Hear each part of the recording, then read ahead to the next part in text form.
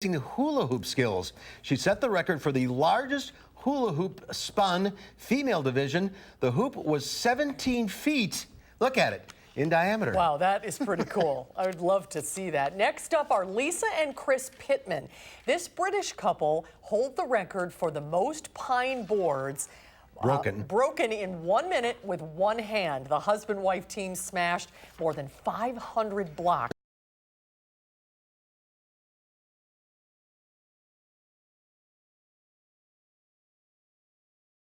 It speeds up to 80 miles an hour. The shed features a 400 horsepower turbocharged engine. Oh, and we can't get the last one in. We'll get it tomorrow. Okay, we'll do that tomorrow. News 3 at 5 starts right now.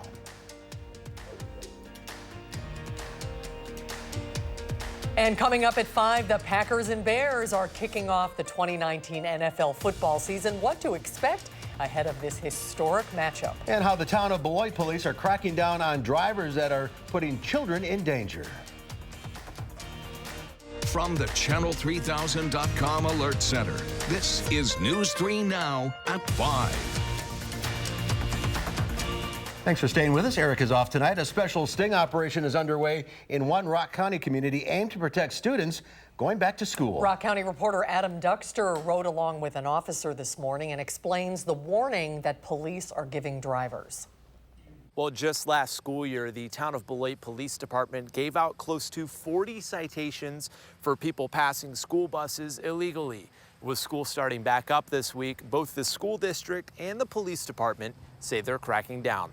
People think that because they're going to the turn lane, that the stop sign on the bus doesn't apply to them. Ashley Lervick is staying at work later than usual this morning. The overnight police officer looking for something very specific. People think that because they're not directly behind the bus that they can just pass the bus. Drivers on Highway 51 passing school buses illegally. In years past, this has been a big issue, but not just on one street. Instances like this one, caught on camera last March, becoming more common. Forward-facing camera when the stop arm is deployed. Leading the district to make a change last April. From the moment we installed them, we had 1 or 2 incidents every day for the first month. In the 2 months after the cameras were installed, 39 citations. That's the same incident shot the other way. With the cameras being able to catch license plate numbers, resulting in fines upwards of several $100s for the drivers responsible. It's our youngest kids that are on our buses. We're trying to do everything we can to protect the safety of our students. If they're not safe and comfortable, then learning's not really an option. Police say they're looking for anyone trying to jeopardize that safety. The schools say illegally passing buses like this won't fly anymore. If they see a school bus with a stop sign out in our area, they probably ought to think about slowing down. Police say the additional patrol will last through this week till the end of next week. But all school year long, they will be working with the school district to catch people in the wrong.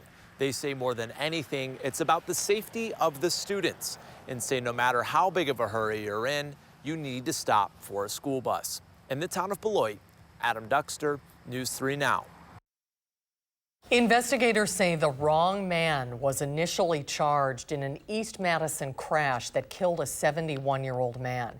Madison police say charges against 32-year-old Antoine Temple have been dropped. Police say 44-year-old Jason Natcone was impaired and driving the vehicle that collided with an SUV on East Washington Avenue on August 8th. That crash killed Frederick Mayer and injured his wife. Natcone is facing tentative charges of homicide by intoxicated use of a motor vehicle and hit and run involving death. Madison police say Temple was a passenger in the car. Witnesses at the scene the night of the crash estimated the BMW was traveling somewhere between 80 and 100 miles per hour at the time of the crash. A Columbus man is accused of stabbing a stranger in Madison last night. Police say a couple were walking along the 1000 block of Williamson Street around 7 when a man approached them from behind. The couple said the man then stabbed the boyfriend in the shoulder with a knife.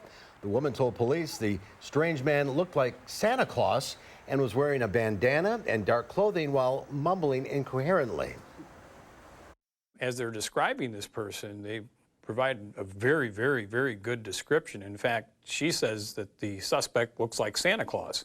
We had a lot of officers coming into the area, and in fact, we found somebody who matched the description that they provided at McPike Park, not too far from where the stabbing took place. Officers found 63-year-old Barry Burtis walking in McPike Park. They said he smelled heavily of intoxicants and carried a pop bottle filled with alcohol. Officers arrested Burtis on a tentative charge of first-degree reckless endangerment. The injured man was taken to the hospital where he received several stitches. Let's get a first check on the weather now. Meteorologist Dave Caulfield is on the weather patio. Dave? Well, Susan, plenty of sunshine on this Thursday, helping those temperatures get back into the 70s for highs on visible cloud track. A few more clouds have built in over the last hour or so across southern Wisconsin. Doppler track showing any rain showers are well to the north and east of Madison.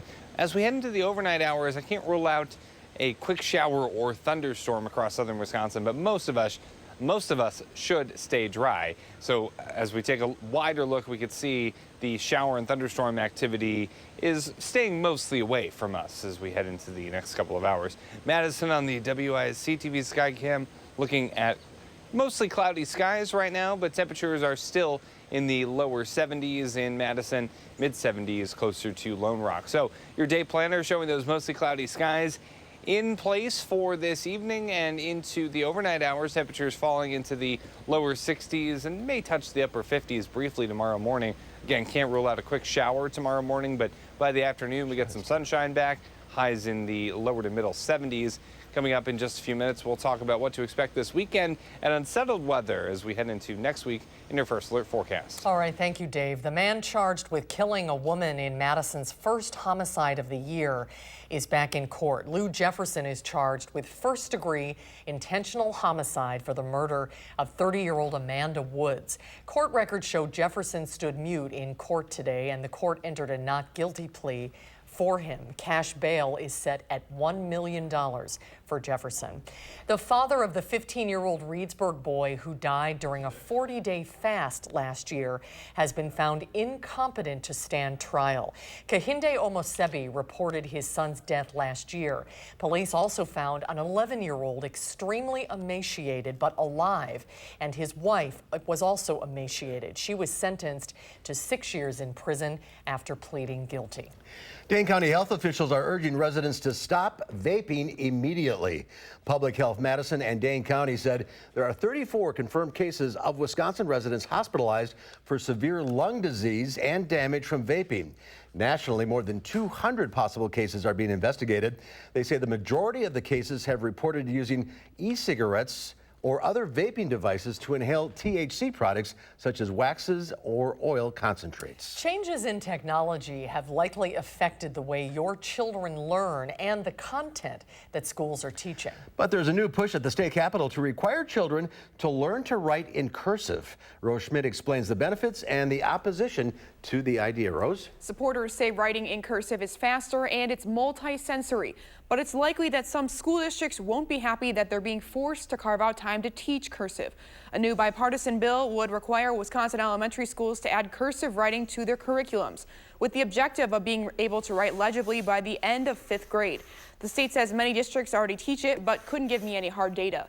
Advocates say children with learning disabilities may take to cursive more naturally because the letters are more unique and your hand doesn't leave the page.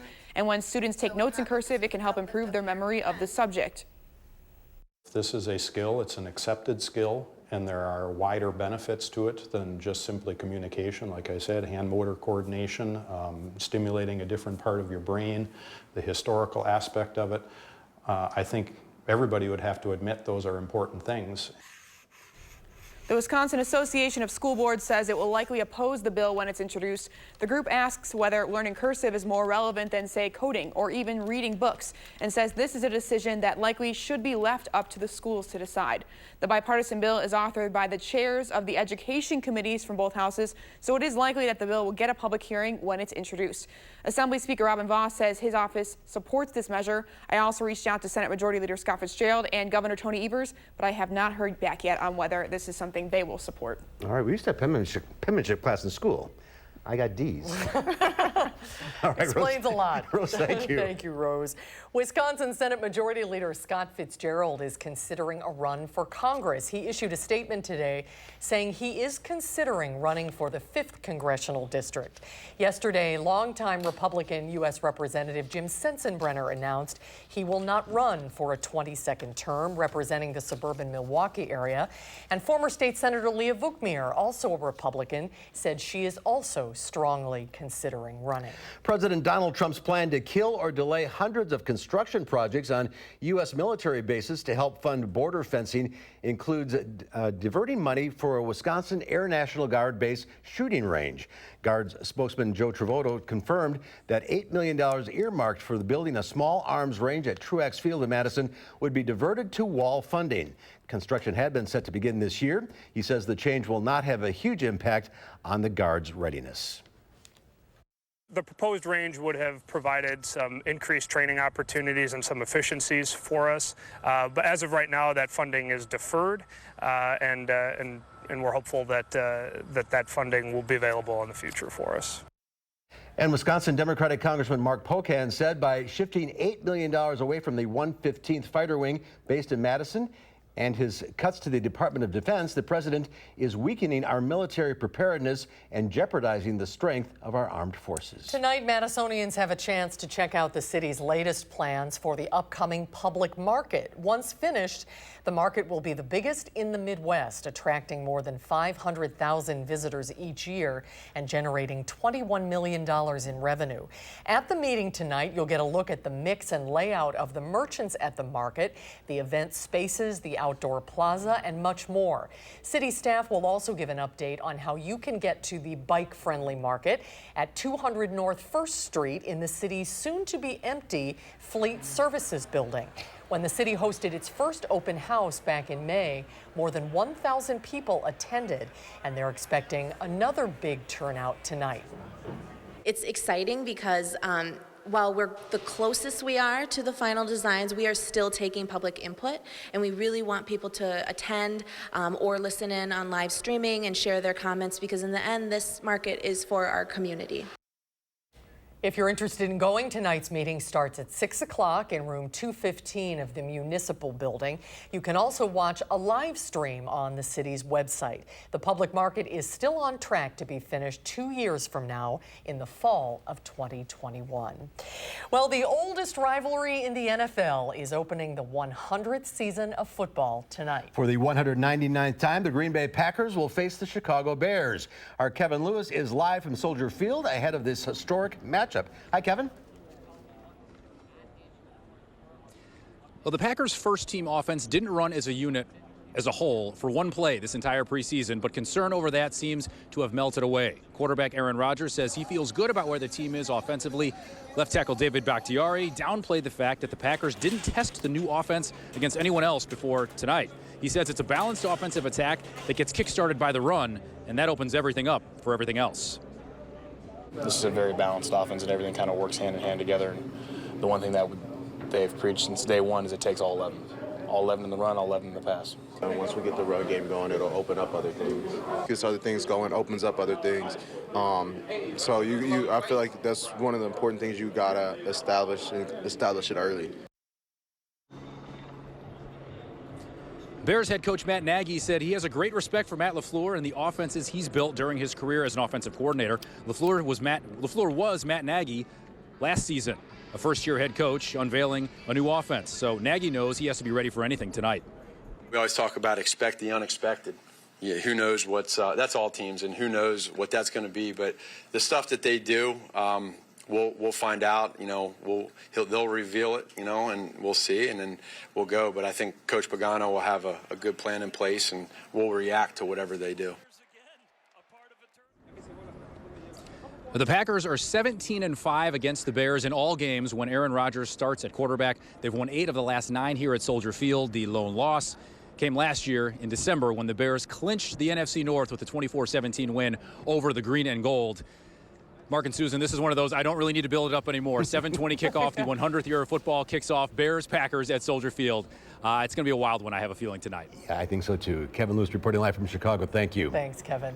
And there's more to come on News 3 Now at 5. Up next, Hurricane Dorian is now battering the Carolina coast, and officials are warning of a dangerous and potentially deadly storm. And then coming up tonight on News 3 Now at 6, a Columbus vet clinic goes above and beyond to help pet owners deal with grief. We'll tell you how coming up tonight at 6. And on Wall Street today, positive news. The Dow up 372 points. The NASDAQ added 139. The S&P 500 was up 38. We'll be right back.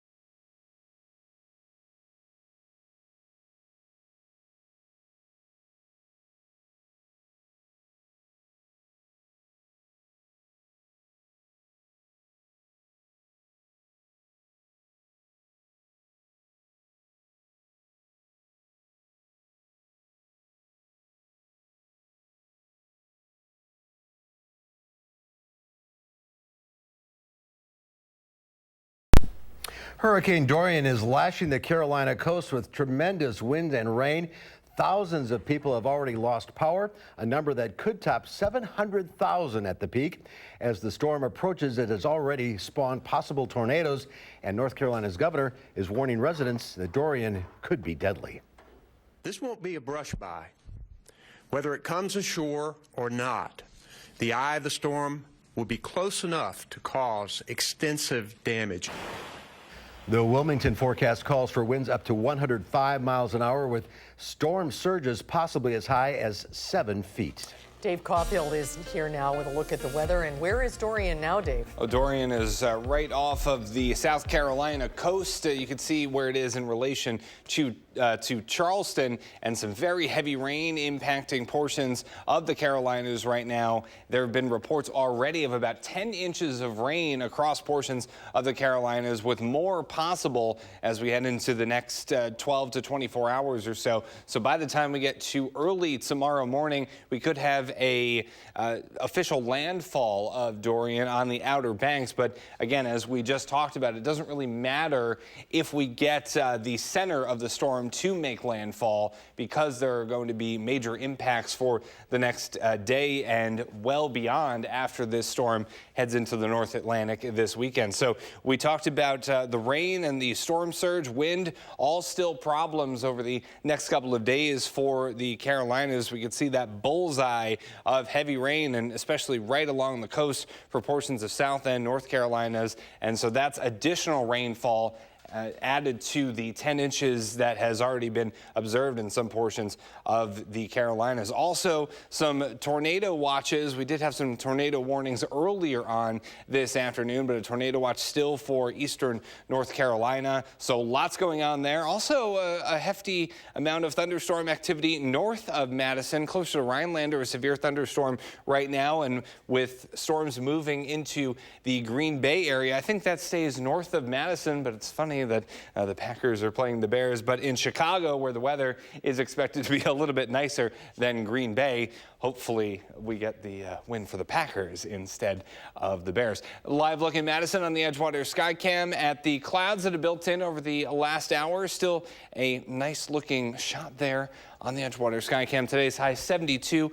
Normal is 76 for this time of year, so still running about 5 degrees below where we typically would be in early September. 73, the high in Janesville, 76 in Boscobel, and 75 in Prairie du Chien. Those temperatures are still basically in the lower 70s across much of the area this evening. High temperatures over the next couple of days. We're staying in the lower to middle 70s Friday and Saturday, but cool to start next week in the upper 60s and lower 70s on Sunday and Monday. But it's not like fall is really imposing totally its will on southern Wisconsin, because we're close to 80 for Tuesday and Wednesday. So bouncing around a little bit as we head into next week. Mother Nature not exactly sure what season she wants to go with into next week. Tonight in the upper 50s, mostly cloudy. I can't rule out a shower or storm, but I think a lot of that activity is going to stay well north of Madison. An early shower can't be ruled out tomorrow.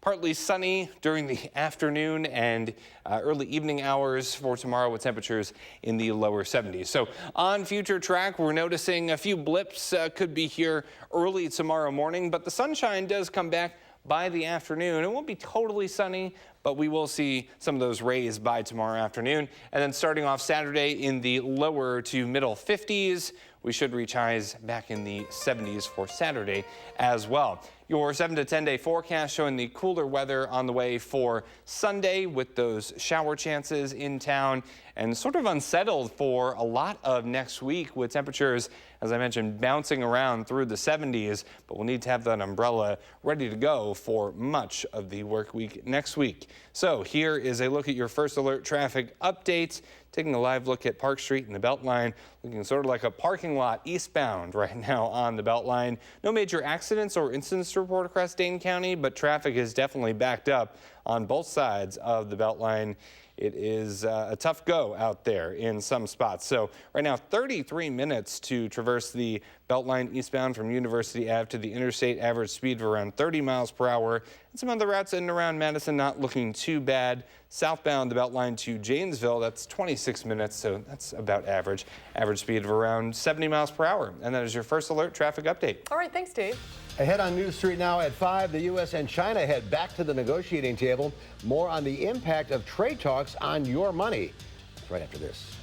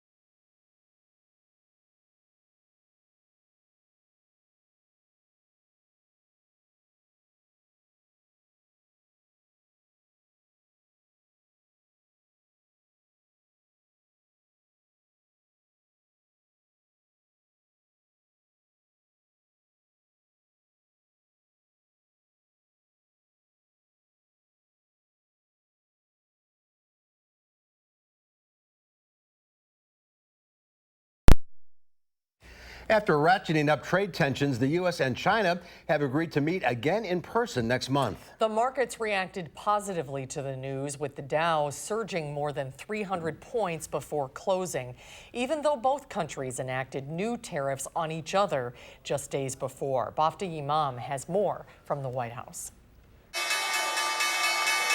U.S. stocks closed higher after news the U.S. and China agreed to face-to-face trade talks next month in Washington. The Chinese Commerce Ministry said in a statement the two sides agreed that they should work together and take practical actions to create favorable conditions for consultations. President Trump and Chinese officials traded harsh words after the last round of talks broke down in July. And as recently as yesterday, the president had this to say. I think it's very simple. We can't be ripped off by China anymore. That breakdown of talks in July prompted President Trump to impose what's now a 15% tax on more than $100 billion in Chinese goods. Then China retaliated with more tariffs. Tariff hikes from both sides kicked in this past Sunday. I think after the October meeting, we're going to have a better sense about how this is going to go. Is there really going to be a long-term negotiation? Or is the president going to cave in to sort of political expediency? Lori Wallach of Public Citizens Global Trade Watch says unless one side gives in, the trade war is likely to continue far beyond 2020. Is China able to last it out with their exports to the U.S. declining? Or is the U.S. going to be able to last it out with farmers getting outraged and maybe now actually prices starting to increase for consumers? A recent CBS News YouGov poll showed more than half of Americans disapprove of the president's handling of trade with China. Bafta Imam, CBS News, the White House. A check of your weather when we come back.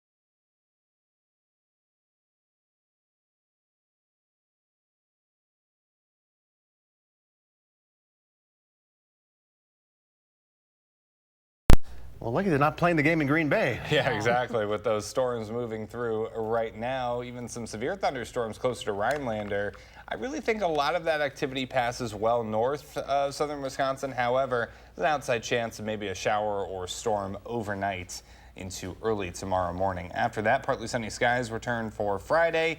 Friday and Saturday, temperatures in the mid-70s. Then Saturday night into Sunday, our next chance of showers arrives. Really kind of a little bit showery, cloudy, cool on Sunday with temps in the upper 60s, but we're back to the 70s next week. All right, very nice. Thanks for watching, everybody. The CBS Evening News is coming up next.